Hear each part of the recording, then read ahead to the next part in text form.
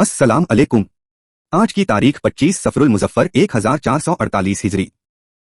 एक फर्ज के बारे में हज किन लोगों पर फर्ज है। कुरान में अल्लाह ताला फरमाता है, अल्लाह के वास्ते उन लोगों के जिम्मे बैतुल्लाह का हज करना फर्ज है जो वहां तक पहुंचने की ताकत रखते हों।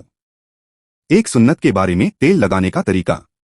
हजरत आयशा रजी अल्लाह अन्हु बयान करती हैं कि रसूलुल्लाह जब तेल लगाते तो उसे बाएं हाथ में रखते, दोनों भंबों पर लगाते, फिर दोनों आंखों पर, फिर सर पर लगाते।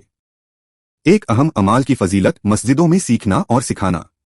रसूलुल्लाह सल्लल्लाहु अलैहि वसल्लम ने फरमाया, जो शख्स मस्जिद की तरफ जाए और उसका इरादा सिर्फ यह हो कि कोई अच्छी बात यानी दीन की बात सीखे या सिखाए तो उसको हज करने वाले के बराबर सवाब मिलेगा।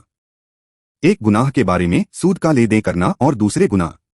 रसूलुल्लाह सल्लल्लाहु अलैहि वसल्लम ने फरमाया, जिस कौम में सूद आम हो जाता है तो में पागलपन जैसी बीमारी फैल जाती है, और जिस कौम में जिना जैसी बुरी चीज आम हो जाती है तब उसमें कसरत से मौत होने लगती है, और नाप तौल में कमी करना जिसकी आदत बन जाती है, अल्लाह ताला उनसे बारिश रोक देता है।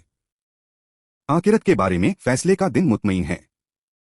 कुरान में अल्लाह ताला फरमाता है, बेशक फैसले के दिन लोगों का वक्त उन सब के लिए मुकर्रर है जिस दिन कोई दोस्त किसी दोस्त के कुछ काम न आएगा और न उनकी कोई मदद की जाएगी मगर हाँ जिस पर अल्लाह ताला रहम फरमा दे। तिब्बे नबवी से इलाज एक हिफाजती तदबीर। रसूलुल्लाह सल्लल्लाहु अलैहि वसल्लम ने मुंह के बल लेटकर खाना खाने से मना फरमाया। इस तरह खाने से मेदे में खाना बड़ी तकलीफ से पहुंचता है और हजम होने में भी तकलीफ होती है। कुरान की नसीहत। कुरान में अल्लाह ताला फरमाता है, ए ईमान वालो, तुम सब्र और नमाज के जरिए मदद हासिल करो, बेशक अल्लाह ताला सब्र करने वालों के साथ है। देखने के लिए शुक्रिया। ये वीडियो हर रोज देखे और अपने रिश्तेदारों, बच्चों और दोस्तों से शेयर करे, वीडियो लाइक करे और चैनल को सब्सक्राइब करे और दीनी तालीम को आगे बढ़ाए। खुदा हाफिज, फिर मिलेंगे।